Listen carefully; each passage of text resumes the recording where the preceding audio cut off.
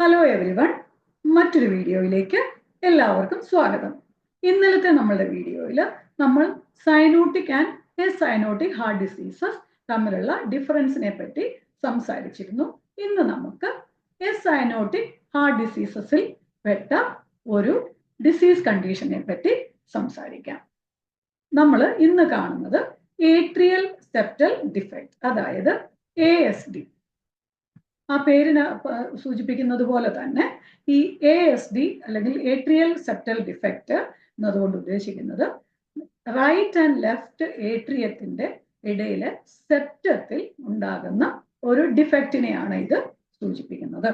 അപ്പോൾ നിങ്ങൾക്ക് ഓൾറെഡി അറിയാവുന്നതുപോലെ തന്നെ നമ്മളുടെ ലെഫ്റ്റ് സൈഡ് ഓഫ് ദ ഹാർട്ടിലാണ് പ്രഷർ കൂടുതൽ.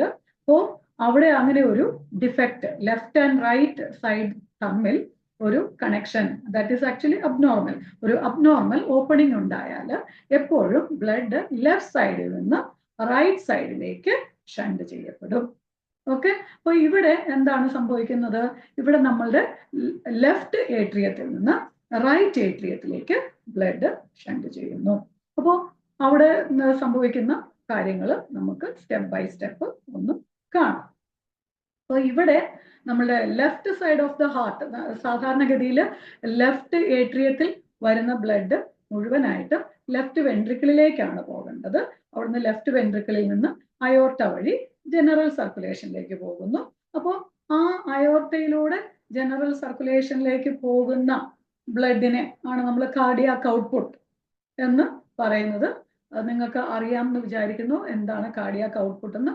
ഒരു മിനിറ്റ് നമ്മളുടെ ലെഫ്റ്റ് വെൻട്രിക്കിൾ പമ്പ് ചെയ്യുന്ന ബ്ലഡിന്റെ അളവാണ് കാർഡിയാക് ഔട്ട്പുട്ട്. ഓക്കെ, അപ്പോൾ ഇവിടെ നോർമലി ഈ ലെഫ്റ്റ് വെൻട്രിക്കിളിൽ നിന്ന് അയോർട്ട വഴി ബ്ലഡ് ജനറൽ സർക്കുലേഷനിലേക്ക് പോകുന്നു. പക്ഷേ ഈ ഏട്രിയൽ സെപ്റ്റൽ ഡിഫെക്റ്റ് ഉള്ള ഒരാളിന് എന്താണ് സംഭവിക്കുന്നതെന്ന് നോക്കാം. ഏട്രിയൽ സെപ്റ്റൽ ഡിഫെക്റ്റ് ഉള്ള ഒരാളിന് ഈ ലെഫ്റ്റ് ഏട്രിയത്തിൽ നിന്ന് ലെഫ്റ്റ് വെൻട്രിക്കിളിലേക്ക് ബ്ലഡ് പോകേണ്ടതിന് പകരം കുറച്ച് ബ്ലഡ് റൈറ്റ് ഏട്രിയത്തിലേക്ക് പോകുന്നു. അപ്പോൾ ലെഫ്റ്റ് സൈഡിൽ എന്ത് സംഭവിക്കും? ലെഫ്റ്റ് സൈഡിൽ ലെഫ്റ്റ് ഏട്രിയത്തിൽ നിന്ന് ലെഫ്റ്റ് വെൻട്രിക്കിളിലേക്ക് പോകേണ്ട ബ്ലഡിന്റെ അളവ് കുറയുന്നു. അപ്പോൾ അത് കാർഡിയാക് ഔട്ട്പുട്ടിനെ ബാധിക്കുന്നു. കാർഡിയാക് ഔട്ട്പുട്ട് കുറയാനുള്ള സാധ്യത. അപ്പോൾ ഈ നമ്മളുടെ ഹാർട്ട് കൂടുതൽ ഫോഴ്സ്ഫുള്ളി കോൺട്രാക്ട് ചെയ്യേണ്ടി വരുന്നു കാർഡിയാക് ഔട്ട്പുട്ട് മെയിൻറ്റെയിൻ ചെയ്യാൻ വേണ്ടി. അപ്പോൾ അങ്ങനെ കുറച്ച് നാള് ലെഫ്റ്റ് വെൻട്രിക്കിൾ കൂടുതൽ ഫോഴ്സ്ഫുള്ളി കൺട്രാക്ട് ചെയ്ത് കഴിഞ്ഞാൽ കുറച്ച് നാൾ കഴിയുമ്പോൾ ലെഫ്റ്റ് വെൻട്രിക്കിൾ എൻലാർജ്മെന്റ് അല്ലെങ്കിൽ ലെഫ്റ്റ് വെൻട്രിക്കുലർ ഹൈപ്പർട്രോഫി ഉണ്ടാകുന്നു. ഓക്കെ, അങ്ങനെ സ്ലോലി ലെഫ്റ്റ് വെൻട്രിക്കിൾ ഫെയിലിയർ ഉണ്ടാകാനുള്ള സാധ്യത ഉണ്ട്. ഇനി റൈറ്റ് സൈഡിൽ എന്താണ് സംഭവിക്കുന്നത് നോക്കാം. റൈറ്റ് സൈഡിൽ ലെഫ്റ്റ് ഏട്രിയത്തിൽ നിന്ന് റൈറ്റ് ഏട്രിയത്തിലേക്ക് ബ്ലഡ് ഷണ്ട് ചെയ്യുന്നു. ഇതൊരു അബ്നോർമൽ പാസേജ് ആണ്. അപ്പോൾ റൈറ്റ് ഏട്രിയത്തിലെ ബ്ലഡിന്റെ അളവ് കൂടുന്നു. ഇനി റൈറ്റ് ഏട്രിയത്തിൽ വരുന്ന ബ്ലഡ് എപ്പോഴും റൈറ്റ് വെൻട്രിക്കിളിലേക്ക് പോകും. റൈറ്റ് വെൻട്രിക്കിളിൽ നിന്ന് പൾമനറി ആർട്ടറി വഴി അത് ലങ്സിലേക്ക് പോകുന്നു. അപ്പോൾ ഇവിടെ വീണ്ടും ഈ റൈറ്റ് ഏട്രിയത്തിലും റൈറ്റ് വെൻട്രിക്കിളിലും പൾമനറി ആർട്ടറിയിലും ലങ്സിലും എല്ലാം ജോലി കൂടുതലായിട്ട് സംഭവിക്കുന്നു. അപ്പോൾ സ്ലോലി നമ്മൾ റൈറ്റ് ഏട്രിയവും റൈറ്റ് വെൻട്രിക്കിളും ഹൈപ്പർട്രോഫി, എൻലാർജ്മെന്റ് ഹൈപ്പർട്രോഫിയും അതുപോലെ ഫെയിലിയർ ഉണ്ടാകാനുള്ള സാധ്യതയുണ്ട്. അപ്പോൾ സാധാരണഗതിയിൽ ഈ കൺജനിറ്റൽ ഹാർട്ട് ഡിസീസസിൽ ഇങ്ങനെ ഇത് വളരെ സ്ലോലി ഗ്രാജുവലി ഡെവലപ്പ് ചെയ്യുന്ന ഒരു കാര്യമാണ്. പെട്ടെന്ന് ഉണ്ടായ ഉടനെ ഒന്നും ഈ ഫെയിലിയറിലേക്കൊന്നും പോകുന്നില്ല. പിന്നെ അത് ആ ഡിഫക്റ്റിന്റെ സൈസിനെയും ഒക്കെ ആശ്രയിച്ചിരിക്കും. അപ്പോൾ ചെറിയ ഒരു ഡിഫക്റ്റ് ഒക്കെ ആണെങ്കിൽ പെട്ടെന്ന് ഹാർട്ട് ഫെയിലിയറിലേക്ക് പോകുന്നില്ല. എന്നാലും ഗ്രാജുവലി ഇതാണ് ഫൈനലി സംഭവിക്കാൻ സാധ്യത. അപ്പോൾ ഇത് സംഭവിക്കുന്നതിന് മുൻപ് തന്നെ നമ്മൾ ഇതിനെ ഐഡന്റിഫൈ ചെയ്യുക, ഇതിനെ ട്രീറ്റ് ചെയ്യുക. ഓക്കെ, ഇനി നമ്മൾ ഈ ഏട്രിയൽ സെപ്റ്റൽ ഡിഫെക്റ്റ് എങ്ങനെ ഉണ്ടാകുന്നത് അല്ലെങ്കിൽ എവിടെയാണ് ഇത് ഉണ്ടാകുന്നത് അല്ലെങ്കിൽ ഇതിന്റെ ടൈപ്സ് ഏതൊക്കെയാണെന്ന് നോക്കാം. നമ്മൾ ഓൾറെഡി മുമ്പ് നമ്മളുടെ ഫീറ്റൽ സർക്കുലേഷൻ ഒക്കെ പറഞ്ഞ സമയത്ത് ഞാൻ പറഞ്ഞിട്ടുണ്ട്, നമ്മളുടെ ഈ ഏട്രിയൽ സെപ്റ്റത്തിൽ ഓൾറെഡി ഒരു ഫൊറാമൻ ഒവൈൽ എന്ന പേരുള്ള ഒരു ഫൊറാമൻ അല്ലെങ്കിൽ ഒരു ഹോൾ അവിടെ ഉണ്ട്. ഓക്കെ, അത് after birth, soon after birth സാധാരണഗതിയിൽ ഈ left and right pressure difference വരുമ്പോൾ സ്വാഭാവികമായിട്ടും അത് ഫസ്റ്റ് ഫിസിയോളജിക്കലി അല്ലെങ്കിൽ ഫങ്ഷണലി ക്ലോഷർ ആകുന്നു, ലേറ്റർ അത് സ്ട്രക്ചറലി അതായത് അനാട്ടമിക്കലി ക്ലോഷർ ആകുന്നു. ഓക്കെ, പക്ഷെ ചില കേസിൽ ഇതങ്ങനെ ക്ലോസ് ആകാതെ അവിടെ തന്നെ നിൽക്കാൻ ഉള്ള സാധ്യതയുണ്ട്. അപ്പോൾ അത് ഒരു പോസിബിലിറ്റി. ഇനി അതുകൂടാതെ ഫീറ്റൽ ലൈഫിൽ തന്നെ ഈ ഫൊറാമിനോവയിൽ അല്ലാതെ ചിലപ്പോൾ നമ്മളുടെ സെപ്റ്റത്തിൽ ചില ചെറിയ ഡിഫക്റ്റുകൾ, ചില ചെറിയ ഹോൾസ് ഉണ്ടാകാനുള്ള സാധ്യതയുണ്ട്. അപ്പൊ ഇവിടുത്തെ 3 സാധ്യതകൾ അല്ലെങ്കിൽ അത് 3 ടൈപ്സ് എന്ന് വേണമെങ്കിൽ നമുക്ക് പറയാം. ഒന്ന് ASD1, ASD2 and ASD3. ASD1 മറ്റൊരു പേരാണ് ഓസ്റ്റിയം പ്രൈമം. ഓസ്റ്റിയം പ്രൈമം കാണുന്നത് നമ്മളുടെ സെപ്റ്റത്തിന്റെ ലോവർ പോർഷനിൽ ഒരു ഹോൾ ആണ് ഓസ്റ്റിയം പ്രൈമം എന്ന് നമ്മൾ പറയുന്നത്. ഇനി ASD2 അതായത് ഓസ്റ്റിയം സെക്കൻഡം, ഇത് സാധാരണഗതിയിൽ നമ്മൾ ഫൊറാമിനോവയിൽ പെർസിസ്റ്റ് ചെയ്യുന്ന, അതായത് ഏകദേശം സെപ്റ്റത്തിന്റെ സെന്റർ പോർഷനിൽ ഉണ്ടാകുന്ന ഓപ്പണിങ്ങിനെയാണ് ഓസ്റ്റിയം സെക്കൻഡം അതായത് ASD2 എന്ന് പറയുന്നത്. ഇനി ASD3 ഉണ്ട്, അതിനെ വേറൊരു പേരാണ് പറയുന്നത് സൈനസ് വീനോസസ് ഡിഫക്റ്റ് എന്ന് പറയും. ഇത് this opening is near to the junction of the superior vena cava and the right atrium. Right ഏട്രിയവും സുപ്പീരിയർ റൈറ്റ് നമുക്കറിയാം, റൈറ്റ് ഏട്രിയത്തിലാണ് സുപ്പീരിയർ വീന കാവ വന്ന് ഓപ്പൺ ചെയ്യുന്നത്. അപ്പൊ ആ ഒരു ഏരിയയിൽ നമ്മളുടെ ഏട്രിയൽ സെപ്റ്റത്തിൽ ഉണ്ടാകുന്ന ഡിഫക്റ്റിനെയാണ് ASD3 അതായത് സൈനസ് വീനോസസ് ഡിഫക്റ്റ് എന്ന് പറയുന്നത്. പിന്നെ നമുക്ക് ഊഹിക്കാവുന്നതേ ഉള്ളൂ, ഈ ഓസ്റ്റിയം സെക്കൻഡം അതായത് ASD2 ആണ് ഏറ്റവും കോമൺ ആയിട്ട് കാണപ്പെടുന്ന ഏട്രിയൽ സെപ്റ്റർ ഡിഫക്റ്റ്. ഇനി നമുക്ക് എന്തൊക്കെയാണ് ഇവിടുത്തെ ക്ലിനിക്കൽ ഫീച്ചേഴ്സ് എന്ന് നോക്കാം. നമ്മൾ നേരത്തെ പറഞ്ഞതുപോലെ ഈ ലെഫ്റ്റ് ഏട്രിയത്തിൽ നിന്ന് ബ്ലഡ് അബ്നോർമൽ ആയിട്ട് റൈറ്റ് ഏട്രിയത്തിലേക്ക് ഷണ്ട് ചെയ്തു പോകുമ്പോൾ ഏറ്റവും പ്രധാനമായിട്ടുണ്ടാകുന്ന കുഴപ്പം എന്ന് പറയുന്നത് നമ്മളുടെ ജനറൽ സർക്കുലേഷനിലേക്ക് പോകേണ്ട ബ്ലഡിന്റെ അളവ് കുറഞ്ഞു പോകുന്നു. ഓക്കെ, അതായത് കാർഡിയാക് ഔട്ട്പുട്ട് കുറയുന്നു. കാർഡിയാക് ഔട്ട്പുട്ട് കുറഞ്ഞാൽ ഉണ്ടാകാവുന്ന പ്രശ്നങ്ങൾ എന്തൊക്കെയാണ് എന്ന് നമ്മളൊന്ന് ആലോചിക്കുക. ഓക്കെ, അപ്പൊ നമ്മൾക്ക് നമ്മളുടെ ഹാർട്ടിൽ നിന്ന് പമ്പ് ചെയ്ത് നമ്മളുടെ ബോഡിയിലേക്ക് പോകുന്ന ബ്ലഡിന്റെ അളവ് കുറഞ്ഞാൽ നമ്മളുടെ പെരിഫറൽ പൾസസ് ഒക്കെ കുറയാം. അത് മാത്രമല്ല, അത് നമ്മളുടെ ഒരു സിംറ്റം. നമ്മൾക്കത് പാൽപേറ്റ് ചെയ്യുമ്പോൾ നമുക്ക് അറിയാം പൾസ് കുറവാണ്. അതുകൂടാതെ എക്സർസൈസ് ഇൻടോളറൻസ് എന്ന് വെച്ചാൽ ഇപ്പൊ ഇവിടെ നമ്മളൊരു ന്യൂബോൺ ബേബിയെ സംബന്ധിച്ച് ന്യൂബോൺ ബേബിയുടെ എന്ത് എക്സർസൈസ് ആണ് നമുക്ക് അസസ് ചെയ്യാൻ പറ്റുന്നത്? ബേബിയുടെ ആക്ടിവിറ്റീസ്, എസ്പെഷ്യലി ബേബിയുടെ ആ ഒരു energy level, especially during feeding നല്ല ആക്റ്റീവായിട്ട് സക്ക് ചെയ്യാനൊക്കെ ബേബിക്ക് ബുദ്ധിമുട്ട് അനുഭവപ്പെടുന്നു. ഫീഡിങ് ഡിഫിക്കൽട്ടീസ്, അതാണ് ഏറ്റവും പ്രധാനമായിട്ട്. പിന്നെ അതുപോലെ ഓക്സിജന്റെ അളവ് കുറവ് വരുമ്പോഴത്തേക്കും ബേബി ഫീഡ് ചെയ്യുകയൊക്കെ ചെയ്യുമ്പോൾ ചിലപ്പോൾ ചെറിയ ബ്രീതിങ് ഡിഫിക്കൽട്ടി ഒക്കെ ഉണ്ടാകാം. അത് വീണ്ടും ഈ സിവിയറിറ്റി, നമ്മുടെ ഹോളിന്റെ വലിപ്പത്തിനും അതിന്റെ സിവിയറിറ്റിക്കും ഒക്കെ അനുസരിച്ചായിരിക്കും ഈ ക്ലിനിക്കൽ ഫീച്ചേഴ്സ് കൂടുതലായിട്ട് ഉണ്ടാകുന്നത്. പിന്നെ അതുപോലെ കാർഡിയാക് ഔട്ട്പുട്ട് കുറയുമ്പോൾ സ്വാഭാവികമായിട്ടും BP പൾസ് കുറയുന്നത് പോലെ തന്നെ BP കുറയുന്നു, ഹൈപ്പോ ടെൻഷൻ ഉണ്ടാകാം. പിന്നെ അതുപോലെ ബേബി എപ്പോഴും നമുക്കറിയാം, ഒരു ന്യൂബോൺ കുഞ്ഞ് ഉണ്ടായ ഉടനെ പലപ്പോഴും നമുക്കിത് ഐഡന്റിഫൈ ചെയ്യാൻ തന്നെ ബുദ്ധിമുട്ടായിരിക്കും. കാരണം baby most of the time ഉറങ്ങുകയായിരിക്കും. അപ്പോൾ പിന്നെ ആകെ ഉള്ളത് ഫീഡിങ് സമയം മാത്രമാണ് ഒന്ന് എഴുന്നേൽക്കുകയൊക്കെ ചെയ്യുന്നത്. പക്ഷെ കുറച്ച് ദിവസങ്ങൾ കഴിയുമ്പോൾ തന്നെ നമുക്ക് ഇങ്ങനെയുള്ള ചെറിയ ചെറിയ ബുദ്ധിമുട്ടുകൾ നമുക്ക് തിരിച്ചറിയാൻ പറ്റും. അതുപോലെ ബേബി വളരെ ലത്താർജിക്, ഭയങ്കര ക്ഷീണം ആയിട്ടൊക്കെ കാണുന്നു. അതുപോലെ ഇറിറ്റബിലിറ്റി, പിന്നെ റെസ്റ്റ്ലെസ്നെസ്. പിന്നെ മറ്റൊരു ലക്ഷണം കാർഡിയാക് ഔട്ട്പുട്ട് കുറയുമ്പോൾ ഉണ്ടാകുന്ന ഒരു പ്രധാനപ്പെട്ട ലക്ഷണം എന്ന് പറയുന്നത് യൂറിൻ ഔട്ട്പുട്ട് കുറയുന്നു, ഒലിഗ്യൂറിയ ഉണ്ടാകുന്നു. പിന്നെ അതിൽ എക്സ്ട്രിമിറ്റീസ് ഒക്കെ വളരെ കൂൾ ആയിട്ടൊക്കെ ഇരിക്കുന്നു.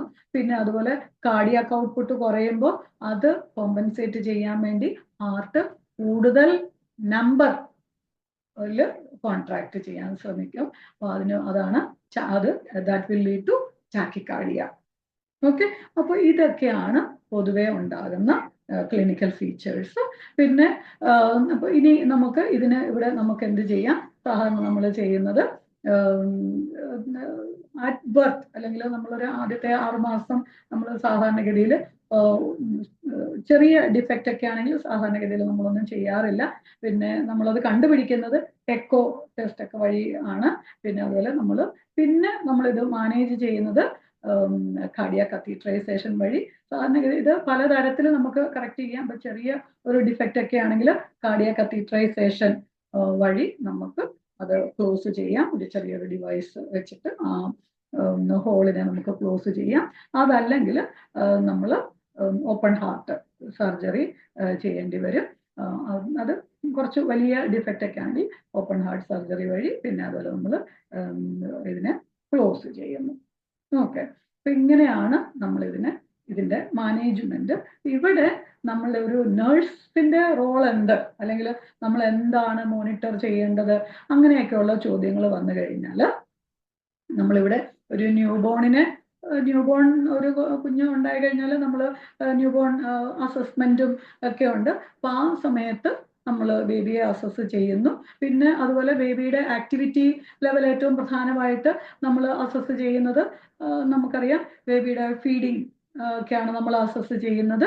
പിന്നെ അതുപോലെ അതല്ലാത്ത ഉണർന്ന് കിടക്കുന്ന സമയത്ത് ബേബിയുടെ ആക്ടിവിറ്റീസ് ഒക്കെ നമ്മൾ നോക്കുന്നു. പിന്നെ അതുപോലെ നമ്മൾ ഈ പറഞ്ഞ ക്ലിനിക്കൽ ഫീച്ചേഴ്സ്, നമ്മൾ എസ്പെഷ്യലി വൈറ്റൽ സൈൻസ് ഒക്കെ നമ്മൾ നോക്കുന്നു. അപ്പോൾ അങ്ങനെയൊക്കെയാണ്. അങ്ങനെ നമുക്കൊരു സസ്പീഷൻ വന്നു കഴിഞ്ഞാൽ പിന്നെ അതുപോലെ ഫീഡിങ്ങിന്റെ സമയത്തുള്ള ആക്ടിവിറ്റി കൂടാതെ whether there is any difficulty അല്ലെങ്കിൽ ഒരു ബ്രീതിങ് ഡിഫിക്കൽറ്റിയോ അതുപോലെ നമ്മൾ പറഞ്ഞ എക്സർസൈസ് ഇൻടോളറൻസ്. ഇപ്പോൾ ബേബി ചെയ്യുന്ന പ്രധാനപ്പെട്ട ആക്ടിവിറ്റി ഞാൻ നേരത്തെ പറഞ്ഞതുപോലെ ഫീഡിങ് ആണ്. അപ്പോൾ ആ സമയത്ത് ഒരു ബ്രീതിങ് ഡിഫിക്കൽറ്റി ഒക്കെ വരുന്നുണ്ടോ എന്നൊക്കെ നമുക്ക് അസസ് ചെയ്യാവുന്നതാണ്. അപ്പോൾ അങ്ങനെ എന്തെങ്കിലും ഒരു സസ്പീഷൻ ഉണ്ടെങ്കിൽ നമുക്കത് ഫർദർ ടെസ്റ്റുകൾ ചെയ്യാം. പിന്നെ ചെറിയ ഡിഫക്റ്റ് ഒക്കെ ആണെങ്കിൽ ചിലപ്പോഴെങ്കിലും നമ്മൾ ഇത് റെക്കഗ്നൈസ് ചെയ്യാതെ ഒക്കെ ചിലപ്പോൾ കുറച്ച് നാളൊക്കെ നീണ്ടുപോയേക്കാം. അപ്പം അങ്ങനെയുള്ള സമയത്ത് കൂടുതലായിട്ടും ഉണ്ടാകുന്നത് ഈ ന്യൂബോൺ ബേബീസിൽ റിപ്പീറ്റഡ് ആയിട്ടുള്ള റെസ്പിറേറ്ററി ഇൻഫെക്ഷൻസ് ഒക്കെ ഉണ്ടാകാനുള്ള സാധ്യതകൾ. അപ്പോൾ അങ്ങനെയൊക്കെ വരുമ്പോഴായിരിക്കും ചിലപ്പോൾ അല്ലെങ്കിൽ എന്തെങ്കിലും അബ്നോർമൽ ഹാർട്ട് സൗണ്ട്സ്, മർമേഴ്സ് ഒക്കെ നമ്മൾ കേൾക്കുന്നു. അപ്പോൾ അങ്ങനെയൊക്കെയാണ് സാധാരണഗതിയിൽ ഇത് ഡയഗ്നോസ് ചെയ്യാറുള്ളത്. നമ്മൾ ഫർദർ ടെസ്റ്റുകളിലേക്ക് പോകുന്നത്. അപ്പോൾ എക്കോ കാർഡിയോഗ്രാം, അതുപോലെ കാർഡിയാക് കത്തീഡ്രൈസേഷൻ ആണ് ഒരു definitive management, definitive diagnosis and plus management. നമുക്ക് ചെറിയ ഡിഫക്റ്റ് ഒക്കെ ആണെങ്കിൽ കാർഡിയാക് കത്തീഡ്രൈസേഷൻ വഴി നമുക്ക് ഡിഫക്റ്റ് ക്ലോസ് ചെയ്യാവുന്നതാണ്. ഓക്കെ, അപ്പോൾ നമ്മൾ ജസ്റ്റ് ആ ASD എന്താണെന്ന് ഒരു പിക്ചർ ഒന്ന് കാണാം. ഇത് നമ്മളുടെ right atrium, left atrium, right ventricle, left ventricle. അപ്പോൾ ഈ ലെഫ്റ്റ് ഏട്രിയത്തിൽ നിന്ന് ലെഫ്റ്റ് വെൻട്രിക്കിളിലേക്കാണ് നോർമലി ബ്ലഡ് വരേണ്ടത്. അപ്പോൾ അത് ബ്ലഡ് വരുന്നുണ്ട്, പക്ഷെ ചെറിയൊരളവിൽ റൈറ്റ് ഏട്രിയത്തിലേക്കും പോകുന്നു. ഓക്കെ, അപ്പോൾ ഇവിടെ ലെഫ്റ്റ് സൈഡിൽ സർക്കുലേറ്റ് ചെയ്യേണ്ട ബ്ലഡിന്റെ അളവ് കുറയുന്നു, അതേസമയം റൈറ്റ് സൈഡിൽ ബ്ലഡിന്റെ അളവ് കൂടുന്നു. അപ്പം ലെഫ്റ്റ് സൈഡിൽ ബ്ലഡിന്റെ അളവ്, സർക്കുലേറ്റിംഗ് ബ്ലഡിന്റെ അളവ് കുറയുമ്പോൾ അത് കോമ്പൻസേറ്റ് ചെയ്യാൻ വേണ്ടിയിട്ട് ഹാർട്ട് കൂടുതലായിട്ട് പമ്പ് ചെയ്യും. അതുപോലെ റൈറ്റ് സൈഡിൽ ജോലി കൂടുമ്പോൾ അത് മാനേജ് ചെയ്യാൻ വേണ്ടി റൈറ്റ് സൈഡ് കൂടുതലായിട്ട് വർക്ക് ചെയ്യുന്നു. അപ്പോൾ അങ്ങനെ സാധാരണഗതിയിൽ ഈ left and right heart failure അല്ലെങ്കിൽ വെൻട്രിക്കുലാർ ഫെയിലിയർ സാധാരണഗതിയിൽ ഈ ചിൽഡ്രനിൽ, അതായത് ന്യൂ ബോൺസിൽ അല്ലെങ്കിൽ ഇങ്ങനെ കൺജനിറ്റൽ ഹാർട്ട് ഡിസീസസിലൊക്കെ ഇത് സാധാരണഗതിയിൽ ഏതാണ്ട് സൈമിൾട്ടേനിയസ് ആയിട്ട് ഒരേ സമയത്താണ് left and right ventricular failure സംഭവിക്കുന്നത്. ഓക്കെ, അപ്പൊ ഇത് ഓർത്തിരിക്കുക. ഇവിടെ നമ്മൾ മെയിനായിട്ട് എന്തൊക്കെ കാര്യങ്ങൾ മോണിറ്റർ ചെയ്യണം, എന്തൊക്കെയാണ് സംഭവിക്കുന്നത്. ഓക്കെ, അപ്പൊ അതിനകത്ത് ഏറ്റവും പ്രധാനമായിട്ട് നമ്മൾ ഓർത്തിരിക്കേണ്ട കാര്യം എന്ന് പറയുന്നത് ഈ ഡിക്രീസ്ഡ് കാർഡിയാക് ഔട്ട്പുട്ടും കാര്യങ്ങളൊക്കെയാണ്. അപ്പൊ അതുകൊണ്ട് തന്നെ നമ്മൾ ബേബിക്ക് റെസ്റ്റ് കൊടുക്കുന്ന, ബേബി ഇവൻ ഒരു വലിയ ഡിഫക്റ്റ് ഒക്കെ ആണെങ്കിൽ ഇവൻ നമ്മൾ ഫീഡ് ബേബിയെ കൊണ്ട് സക്ക് ചെയ്യിക്കാതെ ചിലപ്പോൾ എക്സ്പ്രസ്ഡ് ബ്രസ്റ്റ് മിൽക്കും ഒക്കെ നമ്മൾ കൊടുക്കാറുണ്ട്. അപ്പൊ അങ്ങനത്തെ കാര്യങ്ങളാണ് അവിടെ പ്രധാനമായിട്ട് നഴ്സിംഗ് മാനേജ്മെന്റിൽ കൂടുതലായിട്ട് വരുന്നത്. പിന്നെ ബേബിയെ മോണിറ്റർ ചെയ്യുക, സൈക്കോളജിക്കൽ സപ്പോർട്ട് ടു പാരൻസ്, അങ്ങനെ അത് വളരെ ഇമ്പോർട്ടൻ്റ് ആണ്. അതെല്ലാം വീണ്ടും സൈക്കോളജിക്കലിനേക്കാളും ഫിസിയോളജിക്കൽ കാര്യങ്ങൾക്കാണ് കൂടുതൽ പ്രാധാന്യം എന്ന് ഓർക്ക്. പക്ഷെ പീഡിയാട്രിക്സിൽ എപ്പോഴും പാരൻസിനെ സപ്പോർട്ട് ചെയ്യുന്നതും വളരെ പ്രധാനപ്പെട്ട ഒരു ഭാഗം തന്നെയാണ്. അപ്പൊ അത് ഓർത്തിരിക്കുക. ഓക്കെ, അപ്പൊ നിങ്ങൾക്ക് ഇത് മനസ്സിലായി എന്ന് ഞാൻ വിചാരിക്കുന്നു. ഓക്കെ, ഇത് കുറച്ച് പ്രധാനപ്പെട്ട ഒരു ടോപ്പിക്കാണ്. നിങ്ങൾക്ക് NCLEX-RN അതുപോലെ പ്രോമെട്രിക് DHA ഹാദ് എക്സാമുകളിലൊക്കെ ഇത് റിലേറ്റഡ് ആയിട്ടുള്ള ചോദ്യങ്ങൾ വരാറുണ്ട്. അപ്പോൾ ഈ നമുക്കൊരു ബേസിക് ഒരു തിയറി, ഇവിടെ ഇങ്ങനെ ഈ ഡിസീസ് കണ്ടീഷനിൽ എന്താണ് സംഭവിക്കുന്നത് എന്ന് നമുക്കൊരു ബേസിക് ഒരു ഐഡിയ ഉണ്ടെങ്കിൽ നമുക്ക് ആ ചോദ്യങ്ങൾക്ക് ഉത്തരവെഴുതാൻ, അല്ലെങ്കിൽ 4 ഓപ്ഷൻ ഉണ്ടെങ്കിൽ അതിനകത്തുനിന്ന് കറക്റ്റ് ആയിട്ടുള്ള ഒരു ഓപ്ഷൻ തിരഞ്ഞെടുക്കാൻ വലിയ ബുദ്ധിമുട്ട് കാണത്തില്ല. ഓക്കെ, അപ്പൊ അതാണ് എൻ്റെ മെയിൻ ഉദ്ദേശം. ഇങ്ങനെയുള്ള ക്ലാസ്സുകൾ കൊണ്ടുള്ള പ്രധാനപ്പെട്ട ഉദ്ദേശം അതാണ്, നിങ്ങൾക്ക് ബേസിക് ആയിട്ടുള്ള ഒരു ഐഡിയ കിട്ടുക. ഓക്കെ, അപ്പോൾ ഈ വീഡിയോസ് ഹെൽപ്ഫുൾ ആണെന്ന് കരുതുന്നു. വീണ്ടും നിങ്ങളുടെ അഭിപ്രായങ്ങളും നിർദ്ദേശങ്ങളും ഒക്കെ അറിയിക്കുക. നിങ്ങളുടെ കൂട്ടുകാർക്കൊക്കെ ഷെയർ ചെയ്യുക. നിങ്ങൾ തുടർന്നും കാണുക. നിങ്ങൾ കുറേ ആളുകൾ ഇത് കാണുന്നുണ്ട് എന്നറിയുന്നതിൽ എനിക്ക് സന്തോഷമുണ്ട്. Thank you for watching.